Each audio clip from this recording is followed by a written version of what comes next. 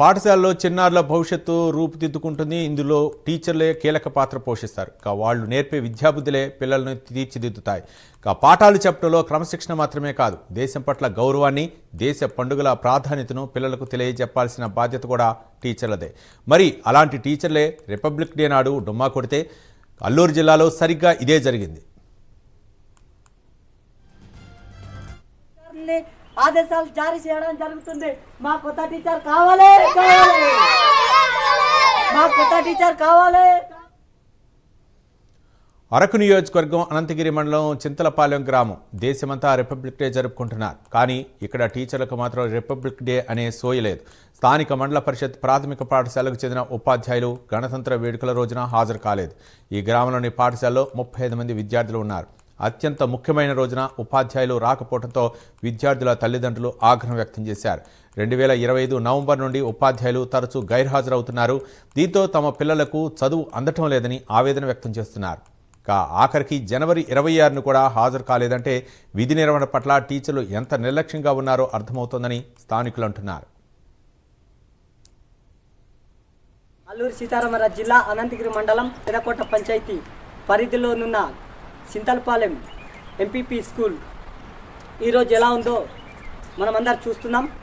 గత 2025 నవంబర్ నుండి టీచర్లు రాని పరిస్థితి. 2025 నుండి నవంబరు చూసుకున్నట్లయితే ఇప్పుడు 2026 జనవరి 26 అంటే దాదాపుగా 3 నెలలు అయిపోతుంది. ఇక్కడ ఒక టీచర్ కానీ మేడం కానీ ఎవరు రాని పరిస్థితి. కాబట్టి పిల్లలందరూ కూడాను మాకు ఉండడం 35 మంది పిల్లలు ఉన్నారు. 35 మంది పిల్లలకు సరైన బోధన లేదు. అంటే టీచర్లు రావట్లేదు. కొత్త టీచరు అధికారులు కొత్త టీచర్ని ఇక్కడ ప్రవేశపెట్టవలసిందిగా అధికారులందరినీ కోరుతున్నాం. అదేవిధంగా మాకు ఈ స్కూల్లో 35 మంది పిల్లలు ఉన్నారు. కాబట్టి పిల్లల పరిస్థితి కనుమరుగైపోయే పరిస్థితిలో ఉన్నది. కాబట్టి మాకు ఇప్పటికైనా సరే టీచర్ని ప్రొవైడ్ చేసి అదేవిధంగా మా ఎంపీపీ స్కూల్కి భాష వాలంటీర్ కూడా కావాలని మా గ్రామస్తులందరూ ఒకటే కోరుతున్నాం. గ్రామ వాలంటీర్తో పాటు మాకు ఒక పర్మనెంట్ టీచర్ని కూడా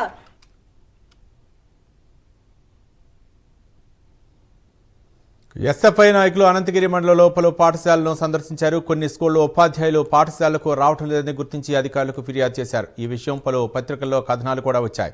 కానీ దీనిపై ఎలాంటి చర్యలు తీసుకోలేదని గ్రామస్తులు ఆందోళన వ్యక్తం చేస్తున్నారు. ఎమ్మెల్సీ భాషా వాలంటీర్ అండి. నేను 2021 నుండి పనిచేస్తున్నానండి. 3 నెలలు కానీ 5 నెలలు కానీ 4 నెలలు ఐటీడీఐలో వాళ్ళు ఇష్టం వచ్చినలాగా వాళ్ళు ఎప్పుడు పడితే అప్పుడే వేస్తారు. నెలకైతే మాకు జీతాలు అందవండి. జీతాలు అయితే పడుతున్నాయి కానీ నెలకు మాకు ఇవ్వరండి. అలా కాదండి. మరి ఇప్పుడు మీరు ఇక్కడ విధులు నిర్వహిస్తున్నారా వేలమామిడిలో? అయితే మరి ఇప్పుడు ఇక్కడ ఎంతమంది పిల్లలు ఉన్నారు? 52 మంది పిల్లలు ఉన్నారు. 52. టీచర్స్ ఎంతమంది? టీచర్స్ మాకు జీపీహెచ్ స్కూల్ అంటే ఎంపీపీ స్కూల్ కాదండి. మాకు సింగిల్ టీచర్ ఎంతమంది పిల్లలు ఉన్నా కానీ మాకు సింగిల్ టీచర్ ఉంటారు. మరి ఇప్పుడు ఇక్కడ టీచర్ లేరు. మరి టీచర్ లేని పక్షాన మరి నేనే అదే పర్మనెంట్ సార్ లాగా మరి ఎంటీపీ ఎమ్మెల్సీ వాలంటీర్ అయినప్పటికీ నేను కంటిన్యూగా టీచర్ టైపు నేను నడిపిస్తున్నానండి పిల్లలకి. టీచర్ గారు ఎన్నాళ్ళు పట్టలేరు ఇక్కడ? టీచరు అదే 4 నెలలు బట్టి సెలవు తీసుకున్నారండి. ఇంకా ఇప్పుడు కూడా హాస్పిటల్లో ఉన్నారు. ఇప్పటికీ మీరే ఇక్కడ విధులు నిర్వహిస్తున్నారా? విధులు మేమే నిర్వహిస్తున్నాం టీచర్ లేని పక్షాన.